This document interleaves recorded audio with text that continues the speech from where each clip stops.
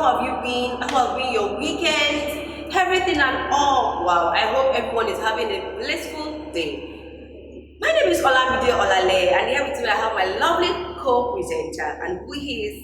Yeah, good afternoon. My name is Shegun Mago, and you are welcome to another episode of Discourse. Olamide, how are you doing today? I'm fine. Like we're having a cloudy day, every day is like, are you okay with that? Oh, okay. See, let me just come out straight. Shegun offended me. What? Oh my God. Shegun, until you tell me sorry. Must we always fight? Until you tell me sorry before we continue today's program. Tell me you are sorry. Okay, I'm very, very, very sorry. Yes, it was actually be judgmental on mental issues. But to cut it short, today we are talking on our topic, which is rape. Who is to be blamed? And we said last week that we're having a guest, a professional analyst. So stay tuned, we'll be right back. But for me, I think rape is a forceful, penetrative sexual intercourse. For me, I think it means where there is no consent. Talking about rape is something that is predetermined already. A lot of guys too are out there, but it's just that the ladies' voice are more heard in the society than the guy. welcome back. Like we said the other time, we have a guest in our midst. She's a mother, a teacher, a counselor, a coach therapy, and also the CEO of Jolsy Counselling Consultant. No other person than Counsellor Mrs. Adegboye. You're welcome to the program, ma'am. Thank you for having me. Yes, Mom, I want to say very big thank you to you. We know despite your busy schedule, you know you did a lot of traffic, but I want to appreciate you for being on the platform today. Thank you very much. Pleasure. Yes, ma'am. So this brings us to our question. The topic is rape. Who is to be blamed? This brings me because rape is something that has been alarming over the years. Especially this year, it has been something that has been rampant because we had a case of a girl this year which was alarming, case of she being in church trying to win. So this brings us to the first question.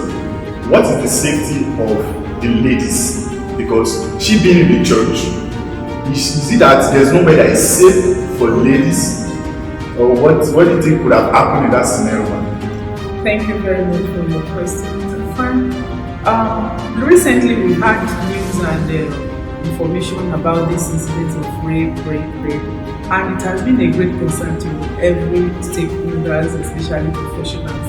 And before I ask your question, I just want to give you brief. What is rape? Why rape? And the normal thing that I would say that rape is a crime. And so whoever commits such things is committing a crime to humanity, not necessarily the girl child or the ladies. Because we've had cases of also boys being raped. It's just that the female gender is at the receiving end in almost all the cases. And we now trace it back at what can be the why rape? Why is the sudden increase? It's not as if it has not been there. Even in the Bible time, we've had record of rape. But recently it has been very alarming, like you rightly said. Well, we want to key it, maybe it could be the economic situation of the country, and what do I mean? Because many people, why are they not engaging in rape? It could be a way of, okay, we don't have money maybe to purchase or to go to prostitute or wherever they can make themselves cook, and they see the female gender as a very cheap or easy way to harass them and just satisfy their sexual urge. And another thing could be maybe the way the ladies, there are some red flags that the ladies are not really conscious of, and that they are sending negative signal to these rapists around them. And of course, another way they are not conscious of the porosity of their being, especially at this period of time. So we have a lot of variables, a lot of factors that contribute to the recent increase in rape.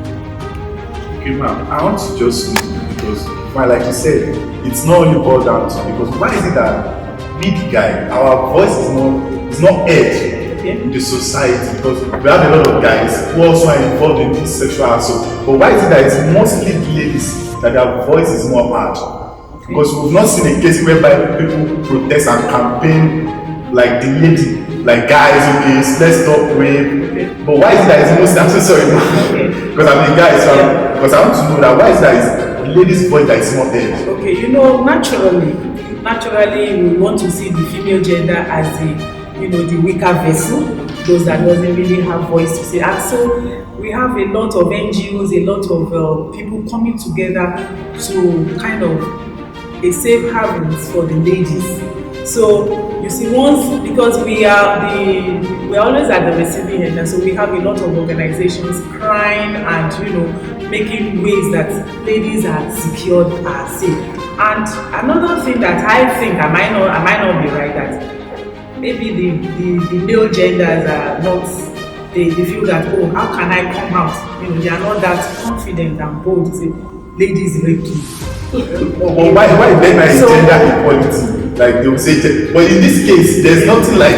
Well, when it comes to rape, the ladies are always on the forefront because they are the vulnerable. So the percentage of boys being raped cannot be compared with that of the ladies. So it's like the ladies is not an alarmic situation or point, as I might say. So that's why maybe I don't pray it's going to be in the increase anyway. But of course, I'm sure there are some organizations that will also come up to say, look, it is not only the ladies that are being raped, the guys are also involved. Like, I don't want to go away from this topic because it's so crucial at this present, like wife battering. There are husband battering also. There are women that beat their husbands, but that's not the issue for today. But you know, once you hear about females say, oh, they are the vulnerable, they are the weaker vessels, why are you just cheating them? Why are you just, you know, harassing them? And so we want to come up and, as a force to say no. Yeah, thank you very much for that, ma'am. According to what you said earlier, I was talking about the red flags. Yeah. Ma'am, can you help us to share more light on it? The red flags that ladies are not paying attention to. Okay. Like in the scenario my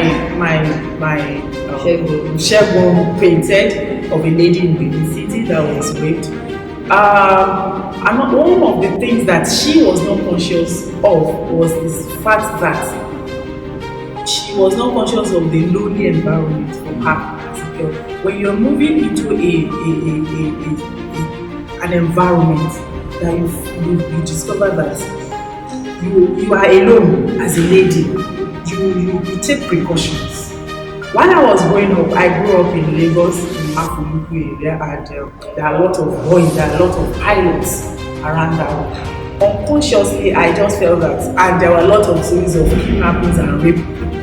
And so whenever I'm out, whenever I'm sent out, I make sure that my siblings are always around. I don't go alone.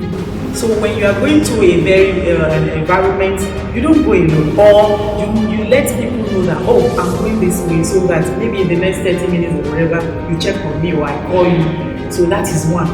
Lonely place, you don't have to be there alone. Let people know your movements. Then two, well, like I said, like some people, school of thought will say that rapists will not write it on their foreheads, but there are people around you. They are not strangers. And so maybe they've been making some passes that is not comfortable with you, but you just, it's one of those things, you just throw it away. Oh, chicks, you are sweet, you are this, you are that. And you're happy in that kind of environment. But they are sending a signal that you are not conscious of that. Maybe when I'm alone with this guy, he might do something silly. You know, that is then you're dressing. Of course, we've heard that you don't have to be nude before you are being raped. But there are some things you do, maybe your dressing, your posture, your association. You know, a lot of things, you know, contribute to that. Yeah, thank you very much for that. Okay, and the next question I want to ask is that concerning, because the last edition of rape, Okay. I was able to ask some of my friends to ask them question that, okay, what do you think is to be blamed concerning this? Some said, you blame the parent, they didn't take care of their children. Some said, you blame the child, the female child. Some said, no, it is the accuser. Why do you have to break someone? Oh man, that was just based on a little understanding. But as a professional, who is to be blamed? Well, to label who to be blamed would be a little bit difficult because the rapists, they are not psychologically stable. Whoever rapes means that that person has a kind of medical challenge, maybe mental health, that we are not aware of. And so we can say a rapist might not be somebody that cannot help himself. And so the society can also be blamed. But because when you check on people that has unexplainable movements and behavior, you kind of begin to let people know that this guy needs help to be treated. And so once that one is not there, the rapist will feel that he's secure in a way, and so he can have his way. So I will say that the society is one of, like when I was growing up, any little thing that happens in the environment, they send signal. Even a stranger in your vicinity say, hello, who are you looking for? Everybody, we are at guard, you are safe. So I want to believe that the society accommodates the rapists by not voicing out. You know, like the bad people, prosper because the good people refuse to speak out. So I want to say that it is the society that encourages such things. Because by the time we're beginning to voice out, I'm suspecting this guy, I'm doing this, I'm doing that. Even if the guy is not a rapist, he will be cautious that, I don't want to be labeled, I don't want to be called what I am not. And so he will adjust. I don't want to say it's the lady, to be blamed. Or of course the parenting style also has its own, because when you are training up a child, the Bible says if you train up a child the way you should do, he will go to path. So the foundation might be the home front also, and the home front also is eventually going to be the society also. So I want to say is that it's our own thing. But not the victim, actually. Okay, now, so from the society now, there's this law that actually says that anyone that rapes now is going to receive life imprisonment. Yes. How real is this? Because we know that some people, they just use money back to just feel their master. When there's money, there's nothing they can do. Is it really effective? Okay. Well, in Lagos State that I'm operating, I want to thank God for the governor, Governor Fashola. Maybe because he's a lawyer. So he had made a lot of plans and ways that rapists cannot just go scot-free. No matter your influence. And one other thing that I want to believe that makes the case of rape to be more pronounced is because many people do report the case of rape because of the stigma, because the victim will want to hide the identity because of the labeling, the shame that is associated, so they will want to play it low. But now there are advocates, speak out. There are where we can help you. So the legislative aspect of it is well solid in Lagos. You can't just hide.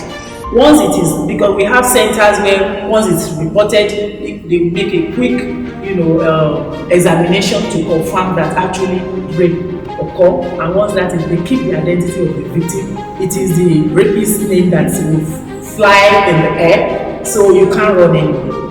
For Lagos State, and I want to believe other states are also, warming up to help people. Thank you, ma'am. I want to bring up this question because I want to channel it to because we have a lot of married men raping their child with a little girl. What are they seeing? Is it that the pleasure in it, or is it like the spirit? Because I still wonder how is that possible? Because there's nothing to feel in the lady. We call those ones pedophiles. Those that they just derive enjoyment in having intercourse with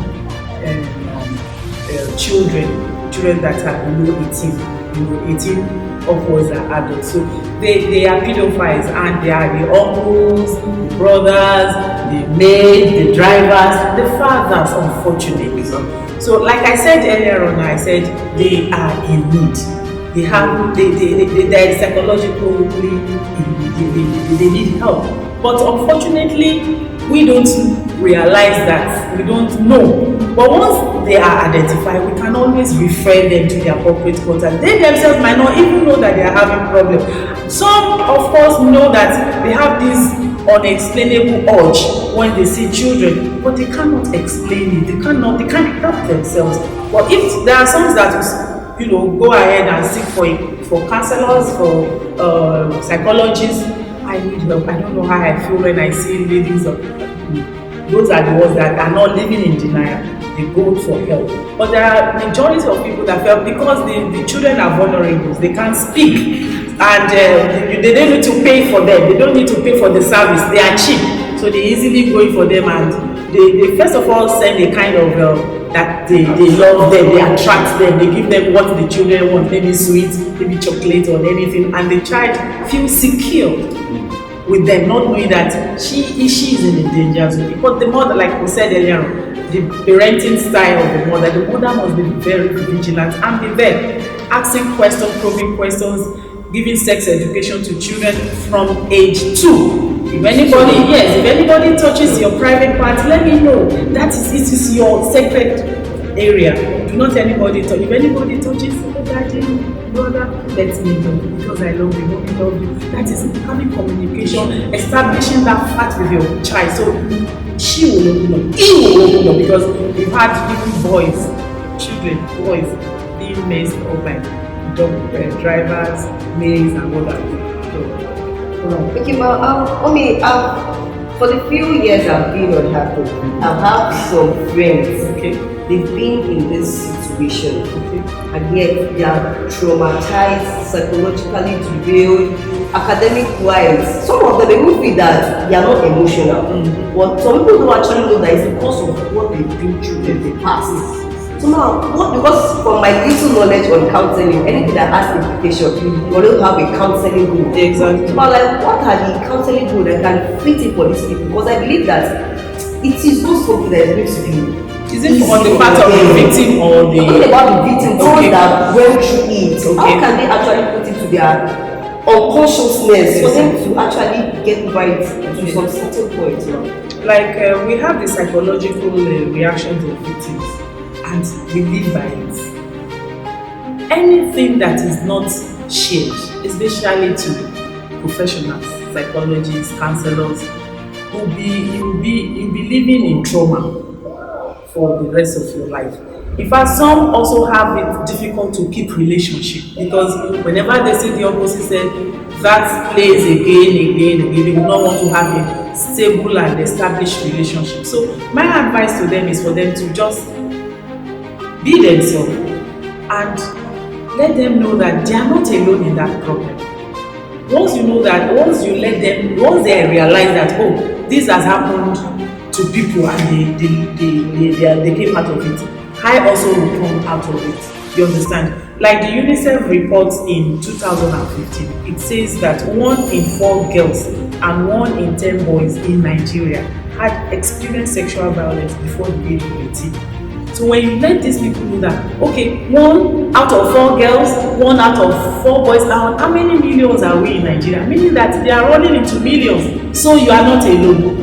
So it's not a problem that is peculiar to you alone. When you speak out, you have help. So there are ways we can talk you out of it, or we can take you out of it and live with a normal life. So yes, after being raped, yes, that is not the end of your life.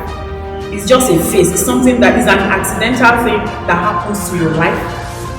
Pick up your peace and be wrong with it, because you have purpose, you have reason why you are alive. We shouldn't allow such. But in cases of robbery, okay, another angle. Case of robbery whereby they saw the lady, they raped her. That kind of case, is he like, can it be erased? Well, it cannot be easily erased because, of course, we are human beings and God gave us this brain to recall and it will never. But the mindset towards it, after you must have gone through therapy, you have gone through series of counseling and self actualization, self-realization, giving them to different kinds of theories and going through therapies. It's going to be sessions, it's not something that is going to be surgical. It's going to be a gradual process, creating that confidence, creating that awareness that I've gone through this problem and I will go through. And of course, listening to people that have passed through that experience and they are making, like this great woman, Mayers, this great evangelist in South Africa, Joyce Mayers. She lived, she was lived, and she's a celebrity. And her ministry is growing. So you set a significant examples of people that have passed through that tunnel. They had their troubled time, no doubt about that. But they were able to overcome. You can't overcome. It is your mindset. They said, with this I can. What about those that fail exams and their mates left them or had accidents or they have issues with their relationship or their children dies? They still live. This problem persists, but you live in it. You just, I know you are here, but then without you, I want to make purpose for it. Because there's a reason why you do this. So which means ladies out there to actually put it to their unconsciousness and move on with them. But go through therapy, go through counseling, go through so that you share all this. So what are the, because what you said that you have some UNICEF people bringing out, so what are the criminal law codes in Nigeria that actually people can actually walk up to when in cases of rape that you can report to? Okay. We have our police force.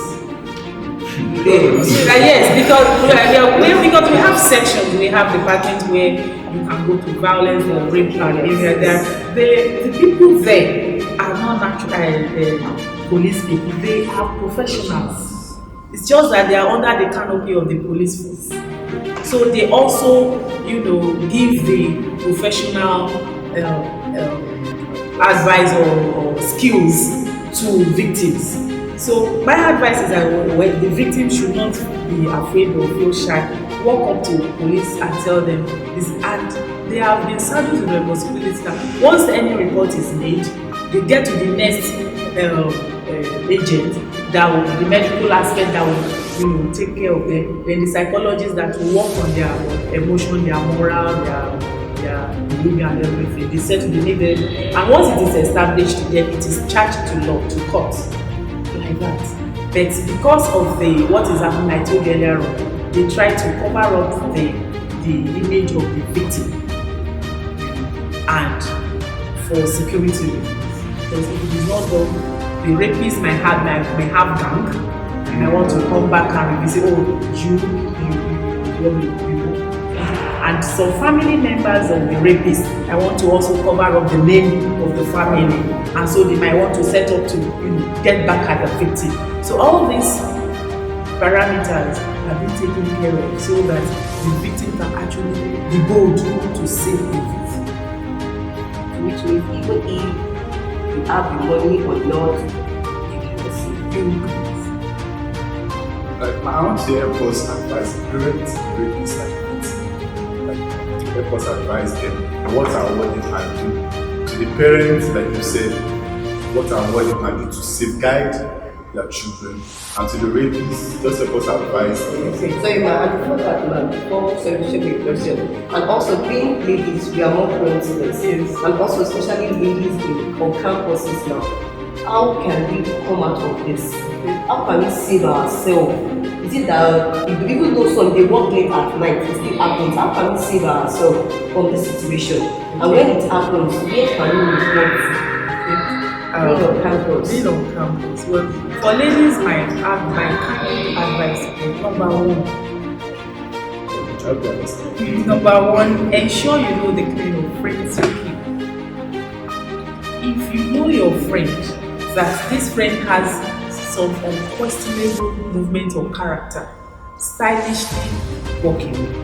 Don't put a fight up because she might not want it. She might want you. Then two, the way you dress is the way you be addressed.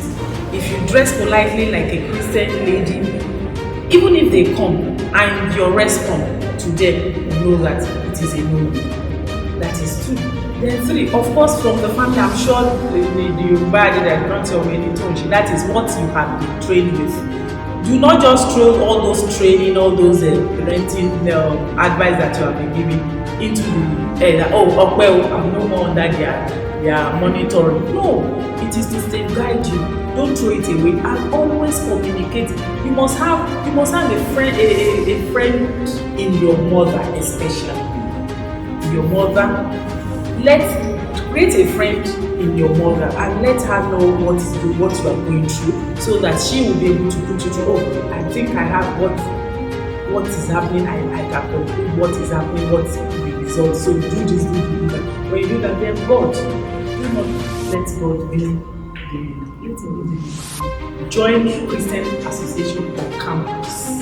Let them be active. Let them know that this is you. And so they will not want, and of course your fellowship members will also be around you. So then don't walk alone, as I write. There's no way you might not want to walk alone, but let people know your movements. Let people know, and let them know that your yay is your yay. Not that you are going to lectures and to find you in another place. Let them know who you are. That is for the victim. That I can remember. But how about those that don't have a mother or a father? Of course, they must have somebody, a guardian. They must have a guardian. And if they don't, find a model. Find somebody that you model. Mentor. Find a mentor that, like I said, I have a lot of children that are not my biological children. That mommy, look at what this boy is saying. What do you think he's saying? I say, okay, well, in your own world, maybe it doesn't mean what you are thinking, but be sure that you are safe and all that. I'll just give a lot of. So I have a lot of them that I can say that they are not really my biological mother, but they are my mom. They are my children. So if you don't have your biological mother alive, there are mothers. There are aunties of good reports that will not lure you into things that you will regret later. So that is for the victim. For the rapists themselves, they should come to the realization that if they're having that urge just to have intercourse with the opposite sex is a problem. That's a signal. So what should they do about it? So what they should do, number one, a lot of them engage in masturbation. And so they might want to now channel that to any ladies that are around, they want to. So once you are having that feeling of masturbation, seek help with therapist, with a psychologist. You know how it's not necessarily you didn't be able to solve at that particular time. No, it's a process like I told you. I'm sorry. So by the same they will give you step by step on how to deal with when it comes. But for that particular time. And for that particular time when it's run it therapy, you solve it at that time. No. I'm not saying that it is at that time you run to it. Okay. You must have been having that, you know yourself. When you must, it's not when the earlier, yes. So once you notice that you have wet at night and all that, I need help. So there you begin to, even if it is your pastor that you trusted and you know that can be okay, that pastor or anybody, the pastor might refer you to the right place to be. So there are a lot of steps to help masturbation, but I don't want to. We still give our bias a contact so that we can contact you. Okay, I will. So that is for the then two. The victim, having known that he has that urge, should always surround himself with people, maybe activities that will make him to exercise himself, to ease himself. If it's footballing, it could be dancing, it could be anything, it could be drawing, it could be anything that will take his mind away from that. These are some of the tips that the therapist will give you. So if I should go in there, but let the person, let the rapist know that he has a problem. To the parents. To the parents. In fact, the parents, right from there, infants, like I said, develop a communication, a communication channel. Make them to be your best friend. Tell them what to do, and don't go to the market and buy clothes that when they grow up they begin to wanting to have that kind of dress. For instance, what do I do? A baby girl of 2 or 3, you always buy skimpy skirts and all that. The child is learning, because child learn through imitation, through observation. So once a child is trained to that, he or she will think that's the best. That's how my mommy does, and so that's what I will do. And so that when you are now trying to set a kind of intervention, don't wear this kind of dress. What do you mean? That's what my mommy buy like that. Look at my picture when I was born. This was that. She loves it.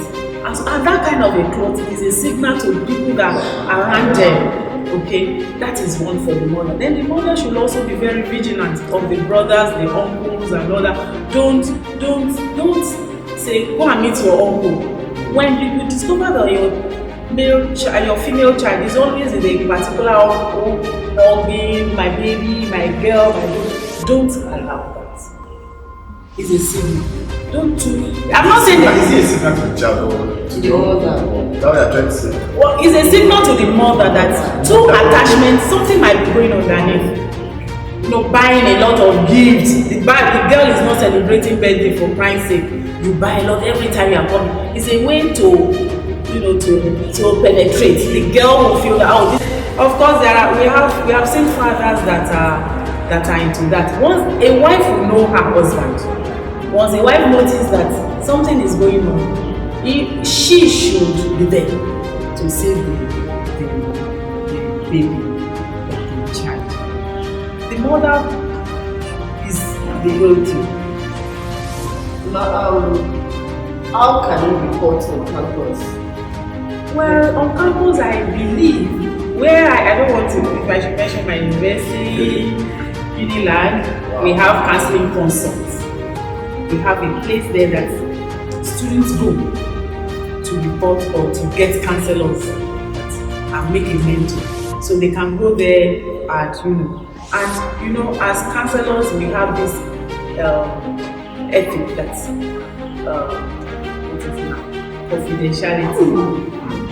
So we let them feel relaxed that whatever you share with us is not going to be shared. Except you go out there to say, I discussed with the counselor. We don't do that. We give you, so you will want them to feel relaxed. Have a friend in us. Speak out, I will tell you like this. And if anything happens, we have a way of manipulating the environment to ensure that such child or such lady is safe. We just have to do that and if it is a life-threatening thing, we know what to do. We go to the appropriate quarters to set up that this is what we have, this is the data, this is the This are within the groups. You know what I'm laughing? That's what people is just bringing back what I've been talking about. So that's exactly. So it's real. Counseling is real. It's life. You know that so I'm of a great importance to these people. Exactly. With people you just discover their behavioral pattern and be able to let this is like the cycle, this is you know what to use, what to do, the parameters. Yeah, that's right. So he's a counselor and I'm a counselor in training as well. So you go for your practical, which is practical about life. But there are some people who are not counselable. They have this. Yes. I tell them go for training. Go for training. Whatever you want to be in life and you want to go far, be trained. When you are trained, fine, you are gifted, excellent. God has given you, is in you, is embedded in you. But a little training will give you the role. So we are professionals. Yeah. So like a counselors will counsel, but those that are not counselors will advise. Yeah. So advice is different from counsel. What is just like Thank you very much. I really want to say thank you very much. That's my job. I love doing it because it's a helping profession. And so when we are there, we want to help. And it's prevention before cure. It's better for us to prevent something rather than now curing it. Wow. Just like the what is it called? This COVID-19 pandemic. All we are doing is just prevention, so that you will not be affected, which is the most something. But once you are affected, it's bad. So that's what counseling is for. Prevention is better. Wow, I really hope you all enjoyed the segment. Wow, we want to say thank you for having you on the program. Yes, before you go, just supposed to drop your contact so in case there might be someone that needs help right now. Okay. I am Mrs. Fumilola Adegboye, and to the glory of God, I'm a professional counselor. We have our counseling outfit as Jolsy Counselling Consult. You can always contact me on all the social media, Instagram, YouTube, email. My email is jolsy@gmail.com. Our phone number is 081 6263 8155.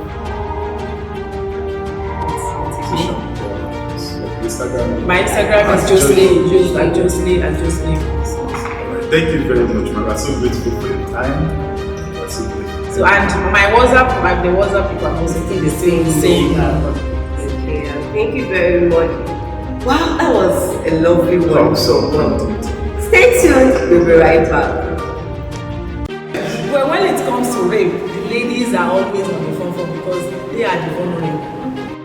So when you are going to a very environment, you don't go in until rapists will not write it on their foreheads. They are not strangers. Then too, the way you dress is the way you are dressed. Wow, that was a wonderful section with our mommy. I don't want to believe that everyone actually learned in one way or the other. And kudos to her for being the boss as a counselor. Like, how short. Now I'm more counselor than you. Before I didn't look at counselor. You are say it again, Shebu. But now I can see their words. Our words. Your words. Thank you, I love that. Are you okay? Now you are talking. Alright, thank you for staying with us for today's episode. I remain my humble self, Shegun Emmanuel, and on Instagram I am Shegun_Lagos. Don't forget to follow us on Instagram, YouTube @The Discourse. Drop your comments. Okay, subscribe to our YouTube channel. Yeah, and your comment also, like Shegun has actually said, is also very germane. Let us know where we need to work on and all. I remember my humble self, Olamide Olaleye, and on Instagram, my name is Olamide_Olaleye. Why you picking my I just like that. I love that handle. Thank you very much. We want to say have a lovely weekend ahead till we meet next. Thank you and stay safe. Bye.